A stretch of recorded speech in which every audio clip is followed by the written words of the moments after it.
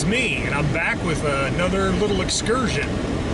I have no idea where I'm going or what I'm looking for. This is one of those things where I'm hoping I discover something. I think this is roughly the third episode. Yes, this is the third episode. Nothing rough about it. And I am headed south. It's kind of a random direction. We'll see what I find.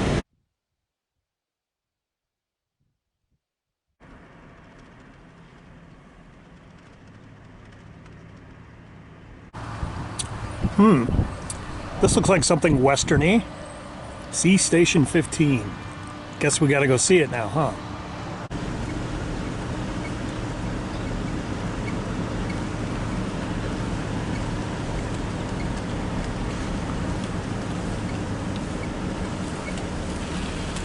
Bum bum bum! Station 15.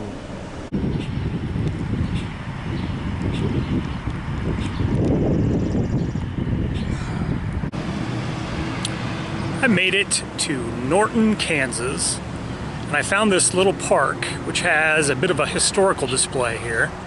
Looks like there was a stage station that ran through here, station number 15. And it looks like some very famous people come through, but we're gonna go check it out.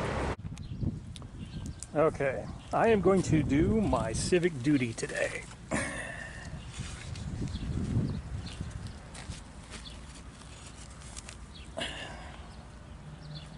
Huh, what's this about? Somebody left their phone. It is trashed. We're gonna leave it right there. Okay. So this is mildly creepy.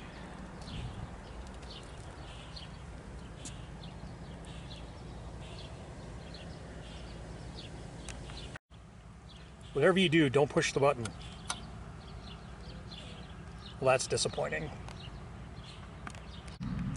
Okay, I read through this placard here, and to give you the skinny, essentially a lot of people who would later on become famous in the history of the Wild West came through this station on the way west, obviously. So we have Billy the Kid's parents, we've got Wild Bill Hickok, we've got Pat Garrett, and a lot of other people. So if it's of interest to you, perhaps maybe you could look this place up.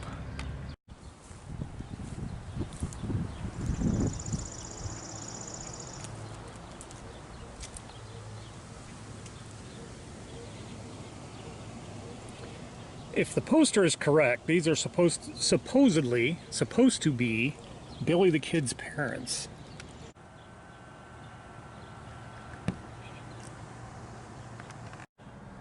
Okay, so over on this side of the building, we've got two statues that I believe are part of a Arapaho family. So I'm gonna leave the park. I'm gonna go look around this town some more. I really didn't get much in the way of good ideas from that stage station, although it is kind of an interesting spot to just stop and take a little bit of a rest. So if you happen to be going through Norton, stop and check it out. The wooden sculpture mannequins were a little bit on the creepy side. Maybe there's something there, I don't know. I'm gonna go check out the rest of Norton.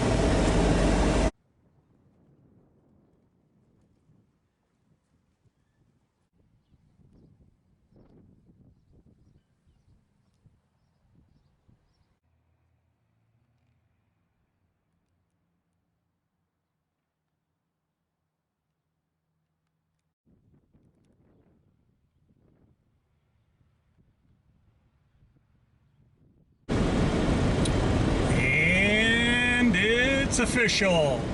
I'm not in Kansas anymore. Well, so I checked out Norton, Kansas.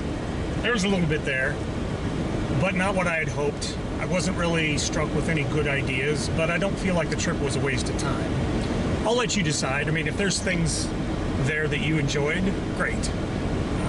But I'll just keep looking. The quest goes on. Oh, man. Yeah, just got back to home base from Kansas. Boy, what a journey. Wow.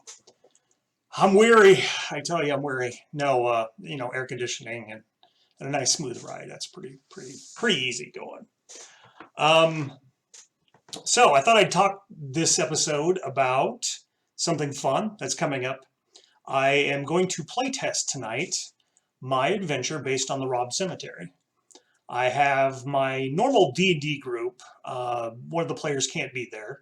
So we sort of have an unwritten vow that if one of the players can't make it that night, that we do something else, play something else on the side. And so they decided that they wanted to try to play Deadlands. So we're going to give Deadlands a shot tonight. I haven't actually formally played with the new rules set. A few days ago, the new book became available as a PDF on DriveThruRPG. And so it was kind of nice that the players could go and buy a copy of the book and just have the rules and the background material sitting right in front of them. The problem with that is that I'm kind of expected to know all the information in there, and I don't. I don't know which changes they've made or anything like that. So I did disavow someone from just making up or I'm not going to allow someone to make a harrowed character right off the bat, because I think that's something that's kind of special after a character gets killed. And maybe if they really want to be harrowed, they maybe will be a little bit more reckless with their character. I think it's pretty hard for your character to be killed in Savage Worlds as a game system goes, but that's okay. I don't thoroughly have everything ready to go on the adventure. I do have the map ready. I have all of the basics, but this is sort of, on purpose, because I want to use a real group and test it out and see how things go and look for any hiccups that might appear. It is sort of open to how the characters react to the situation. There's some bad people doing some bad things, obviously. And where the heroes decide to jump in and stop them is up to them. But first, they're going to have to figure out what it is exactly the baddies are doing to deserve getting shot with guns and being blasted with magic and that kind of thing. So I have not yet talked to the group to find out if I could record the session. I will talk to them tonight. I probably won't do that for this one. But in the future, I think if I could get even just a small segment of a funnier or more interesting part of the adventure as we play it out on Roll20, that would be great. And I could share that with you here in the vlog. So, yeah, I'll let you know later after we're done.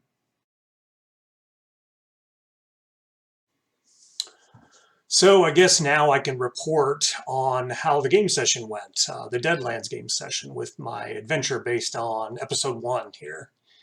I have to say it went pretty well. Seems like everybody was having a very good time. We had new characters. Everybody had characters that they themselves had made, as opposed to me throwing pre-generated characters.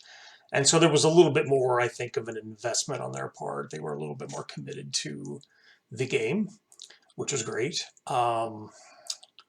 So this adventure is based on an area close to where I grew up. One of the players that I have in the group is also from the same area. He grew up in the same area, and I was really kind of curious to see if he would pick up on the fact that the location of the adventure is just not that very far away from where we grew up. And he did after a while. I was excited, and of course we had to talk about things that the other players couldn't relate to, because they're from different parts of the country and had never been to it. So we almost lost a character there for a while. The huckster almost got killed, and the way it stood, he was killed, but then we realized that he had pulled a joker earlier in the round. So as far as I understand it, with Savage Worlds and Deadlands, if you pull that joker, it's good for the entirety of the round, not just when you take your action. And if I'm wrong, someone please hit me up with that and let me know for sure. But we use that as an excuse to get him out of his predicament. The huckster kind of did some things that he shouldn't have. I mean, he's sort of sort of a soft, squishy character that shouldn't have been on the front line, and circumstances made that happen. So I don't feel like it was necessarily a part of the fact that the adventure was the opponents were too tough. It just seemed like the circumstances. But the players got to experience the highs and lows, the really big, long, wide swings in luck that you can get from playing Savage Worlds, and I think that was a lot of fun. I don't know if we're going to switch to Deadlands completely. I don't know if I would really like that yet. I have some things I want to get done with the D&D campaign first, but we'll see. I'd like to have my wife join, but she's in such a busy time in her work that I just don't think that would happen. The adventure itself is somewhat of it's sort of a different setup. I tend to have, if I want the adventure to be a single session, I sort of use like a 3-act play sort of a setup or a scheme. And this one's a little bit different in, like, once you start things rolling, you pretty much have encounters one after the other. Not a lot of time to breathe in between. So that was a little bit hectic for them, but I think it made the adventure a lot shorter. So yeah, there were some things that I missed that I'm going to have to include, some background material. I did have to make some things up on the spot that I didn't have that probably should be there for somebody that would be interested in running the adventures. So, but yeah, it was a lot of fun, and it was a good time seeing, at least from the one player's perspective, seeing him realize that he had been to this place before. So I will get that thing tidied up, and I'll let you know if I decide to publish it on DriveThruRPG. But it's time for me to write my next adventure, so I guess I'm gonna have to go on a really good trip and get some new creative ideas. So that's, I guess, all I have to say about it. So here's something fun that I had, I guess, happen to me this last week. I was in my friendly local neighborhood Walmart, and I was waiting for them to process my photographs. And I went over to the book section, the magazine section, and they actually had an old-timey display of comic books. And that really kind of caught my eye. I thought it was interesting that the store was actually trying to sell comic books. I mean, I know that Walmart will try to sell anything to anybody, but I was surprised that they were throwing comic books up. And I started looking them over, and I saw the price was $5, which for me as a kid, when I grew up, you know, comic books were 50 cents roughly. So $5, yeah. But then I saw a title that really caught my eye. Now, I'll show it to you.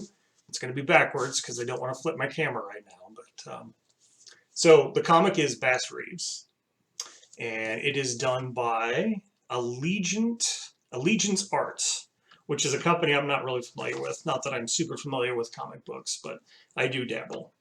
So I bought it and I read it, and I think you should do it too. I mean, it's not very often that something like this is sort of in the mainstream in my mind. And by mainstream, I mean it's a comic book, which is odd, and it's in a Walmart, which is odd. And it is a Western, which is a little bit odd, not particularly popular right now. And on top of that, it's about a black guy. Sorry, I shouldn't be that way. But for me, it was kind of neat. I've heard of Bass Reeves before. I've read some about him, not tons. But you know, there should definitely be a movie. I think there probably is one coming out soon. And I've read through it, and I guess I could give you a little bit of a review. I enjoyed what I read. Most comic books are pretty short. And you know, when I was a kid, that was a lot better for my attention span. But I was just starting to get into the story when I hit the last page. The story seems to be historically accurate, or at least trying to be, while at the same time kind of throwing out the sort of big picture, big cinematic, legendary sort of Western thing. They kind of skipped, there's violence, but it sort of happens off screen, off panel. Now, the artwork was just passable to me. I'm kind of particular. I tend to like more realistic artwork, although if something is less realistic and it's done in the right kind of way, I still like it.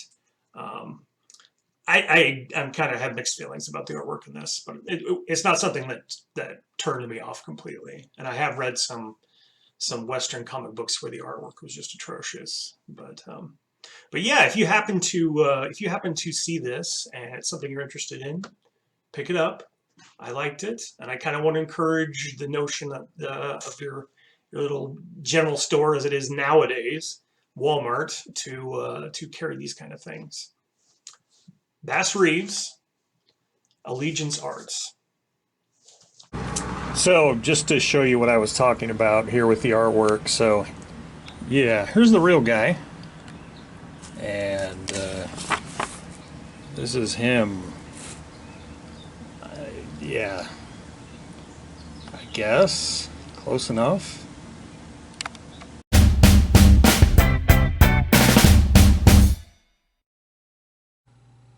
Here we go with last week's miniature. So we got a contribution this week. This is from Icy Cotton Candies, and Icy Cotton Candies writes that Granny Show, so that's her name. She used to be quite a catch as a burlesque girl back in the day, but time and old age has hardened more than her skin. Nowadays she spends her time causing a ruckus wherever she goes, living the high life huffing ghost rock, and stuffing her handy blunderbuss into young'uns' faces. So apparently this contributor has played Deadlands, or is at least aware of the ghost rock part of this, so. All right. It's time now for this episode's miniature. Take a look at this gentleman here. Pretty straightforward when it comes to Wild Western miniatures. You've got your basic cowboy with a gun out. Imagine that. Now this miniature is from Black Scorpion, which is a company out of Australia, I believe. And he is from Tombstone Set 1 from their Tombstone line. So he's kind of one of their front men. So, oh, I got to turn him around so you can see him from the other angle. Now, this particular miniature is nothing too surprising. So you might have to put a little bit of work when it comes to putting together a background for him. Pretty much a generic gunfighter, but there's a lot of those, and a lot of those are needed. So yeah, if you have a good idea for his character, write it up. Put it in the comments section, and maybe I'll talk about it next time. So there you go.